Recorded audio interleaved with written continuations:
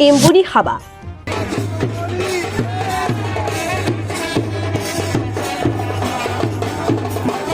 अखा हायैखौ लानानै एम्बुनि हाबा होदों रायजो राजाफ्रा।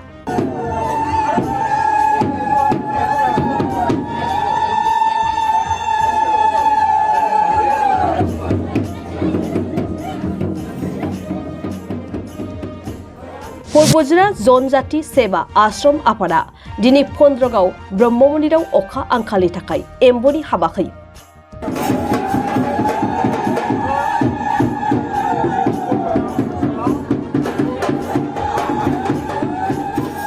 नंगौ, कक्राझार जिल्ला पर्बजरा मुखुमानि सिङाव थानाय बासबारिनि फन्द्रगावआव थानाय ब्रह्म मन्दिराव मानै एम्बुनि गेजेराव मासे एम्बुखौ हौवा गोदान महरै अनारु मुं होनानै लोगोसे हिन्जाव गोदाननि मुंखौ सनाथि ब्रह्म मुं होनानै जोबोद गाजा गोमजायै हाबा होनायखौ नुनो मोननाय जादों।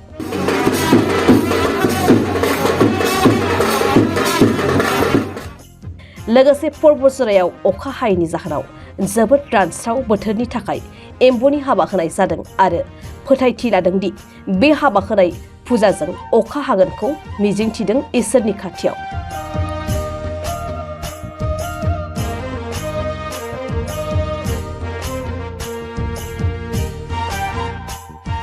दिनैनि बे एम्बुनि हाबा होनायाव गुबुन गुबुन धोरोमनि सुबुंफ्राबो बाहागो लानायखौ नुनो मोननाय जादों।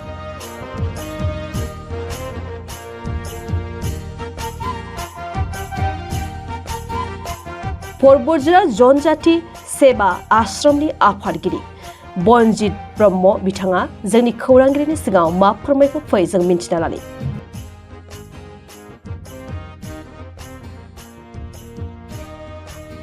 दा दिनैनि जोंनि जे हाबाफारि बे जोङो गासै पर्बजरा जनजाति सेवाश्रम अल पर्बजरानि मोनसे आश्रम आरोखि बे ब्रह्म मन्दिर आरो शिव मन्दिर। दा बेवहाय आगोलनिफ्राय बहु गोबाव जाबोदों।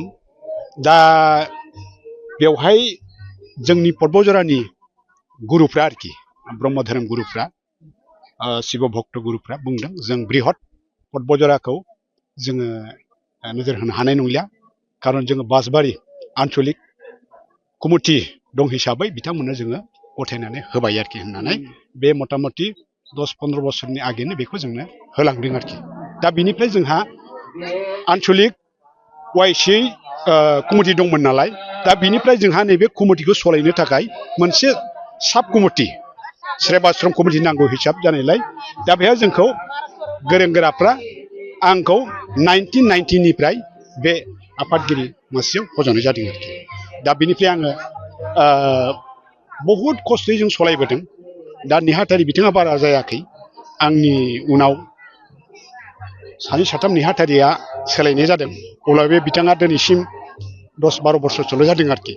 अब्लाबो जोंबो माने कमिटिखौ सोलायनांसौ होननानै एबसुनि स्टुडेन्ट इउनियन बिथांमोनजों सावरायलायनायनि गेजेरजों मथा मथि 1-2 बोसोरसिम थाथ'दोंमोन आरोखि जिरायनानै। दा बिथांमोनहा बेबादि लेथें फेथेंखौ नुनानै आबार आं सेक्रेटारि नेहाथारि बिबानाव 12-14 बोसोर दङमोन आरोखि। दा बिनिफ्राय बिथाङा थाथ'थोंसै। दा बिनिफ्राय जों नैबे आयजनखौ लानाया जाहैबाय जोंहा माने गिलु बालु माने बे मुलुग संसारा माने बोसोर फ्राय 11-12 मास बोसोरसेयानो जानोसै होनजागौ आरोखि। अखा थोबसे गैया। जों कृषकनि थाखाय दाउसिन दाउला दंफां लाइफां दुनिया हाहाकार जाजोब्बाय, असान्ति जाजोब्बाय। दा दैज्लां बोथोर जाबाय। दा बिनि गेजेराव अखा थोबसेबो गैया हिसाबै दा जोंनि सायाव जोंनि बासबारि एलेखानि रायजो राजाफ्रा जोंखौ एसे बुंबाय थादों आरोखि। बेयाव कमिटिया माब्रै दङ, मोजां दंना गैया होननानै जोंखौ खबरा खबरि खालामनानै नेहाथारि बिथांजों आंजों सावरायलायनायनि गेजेरजों जोङो एबसुनि मावखुलियाव बिथांमोनखौ नेताफोरखौ लानानै गोरों गोराखौ लानानै जों सावरायदों आरोखि दाखालि एसे आगोल। दा बे सावरायनायनि गेजेरजों हयथ' जोङो प्रत्येक गामिनि गावबुरा गोरों गोरा गियानिगिरि बिदिखौ लानानै सावरायनाय जाबाय जे जोङो फैगौ जे 1 सप्ताहनि आगे माने बुद्ध पुर्निमा दङ, राभा सम्प्रदायनिफ्राय शिब मन्दिराव होगोन, ओमफ्राय जोंबो नैबे ब्रह्म मन्दिरावनो बे मोनसे आयजनखौ खालामगोन जाहैबाय आरोखि मोननैजों मोनसे ज' रायलायनायनि गेजेरजों। दा बिनिफ्राय मा खालामनांगौ माने गोदो परम्परा जोंबो मिथिलिया। आं बे समाव 12-14 बोसोरल' बैसोमोन आरोखि। बेवहाय एम्बु हाबा होदों होननानै जों मिथिदों। बे समाव जों गुरुत्त' गैयामोन। अब्लाबो बेखौ जोङो मिथिदों होननानै खोनादों होननानै दा नोंखौ बे एसे एनै मिथिनायफ्रा जोंनि उपराव बे खामानिखौ मावनांगौ होननानै जोंखौ बिथोन होदों आरोखि दा बिनि गेजेराव जों रायज्लायनायनि गेजेरजों जाबायबो मोजाङैनो जानानै नैबे जों दिनै बे आयजन खालामनाया जोंनि ब्रह्म धर्मजों नियम नितिजों आहुतिखौ होबाय एम्बु हमनानै माने जोङो मोजाङैनो हाबाखौ होबाय जोंनि ब्रह्म धर्म नियम निति हिसाबै आरो बिनिफ्राय जोङो राभा सम्प्रदायनिफ्राय शिब मन्दिराव बिथांमोनहा माने बिसोरबो गाव गावनि धोरोमखौ लानानै गोरों गोराफ्रा पुरहितखौ लानानै बिथांमोनहा नैबे दा आयजनखौ खालामनाय जादों आरोखि मा मा हारिनि सुबुंफ्रा दिनै बे फुजायाव बे जयग' होनाय हाबाफारियाव बाहागो लादों? बेवहायथ' जोंनि बर' आरो राभा औ मोननै जाथिनि आरोखि बिथांमोननि थांखिया मा बे फुजा नोंथांमोननि जयग' होदों बेयाव एम्बुखौ लानानै गुबै थांखिया मा? गुबै थांखिया माने जाहाथे इसोर भगबाना जोंनाव अननानै बोर सारस्रिथों बेखायनो बिथां बे एम्बुनि हाबा होनाया बिथांमोना जाहाथे बिमा देबि गंगानियाव आर'ज गाबनानै जाहाथे मुलुग संसारनि अखा हायो सान्ति जायो जों जाहाथे बयबो मानसि बा जिब जुनार बेफोर जाहाथे थांनानै थायो आरो जोंनि थानांगौ राहा लामा आबाद खिथि मावनांगौ बेफोर जाहाथे जोंनाव बे समायाव जोंहा बेफोरखौ मोनो बेखौनो जों इसोरनाव आर'ज गाबनानै जों बेनि आयजनखौ खालामनाय जादों आरोखि खारन जों बासबारि आन्सलिक कमिटिल' लायाखै जोंनि गोजौ लेभेलनि नेता कर्मिफोर दङ डिस्ट्रिक्ट कमिटि पटबजरानिफ्राय दा बिथांमोनखौ जों निमन्त्रन खालामदों आरोखि बिथांमोना फैनानै दंफैयो दा जाहाथे जोंखौ लुबैदों ओमफ्राय जोंनाथ' नैबे मन्दिरा गायसननाया 1980 सन 1980 औ ओमफ्राय आं 1999निफ्राय आं जरित दङ आरोखि दा बेखायनो जों बहुद खस्थ'यै सोलिनानै दङ बिथांजों आंजों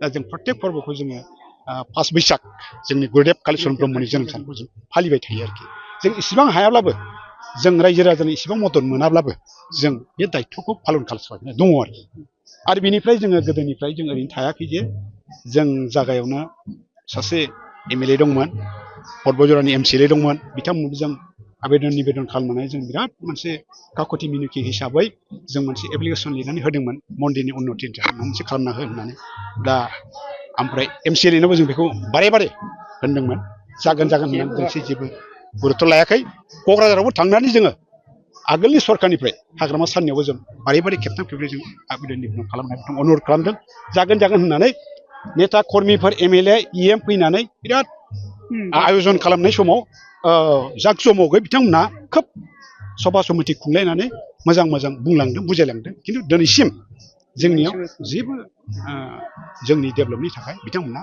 खुनु गुरुत्व लायाखै आरोखि दा आंनि अनुरद जाबाय जानानै थांबाय आसा खालामो नैबे दानि जोंनि जे गोदान BTR सरकार प्रमद बर' सारा जाहाथे जोंनि ओरैनिफ्राय जाहाथे जों बिथांमोननाव अनुरद खालामनायाव नोजोर होनानै मिडियानि गेजेरजों बिथांमोना जाहाथे बेफोरखौ नोजोर होनानै जों जाहाथे बे एफा गिदिर बृहत पटबजरा जन्मथि सेबाश्रम ब्रह्म मन्दिर आरो शिब मन्दिर बेखौ जोंनि मोजांनि डेभेलपनि थाखाय बा मोनसे खुलुमनो थाखाय नायथावथाव जुदि मोजां खालामना हरो बेखौनो आङो बिथांमोननिसिम आर'ज गाबनानै आं बेसे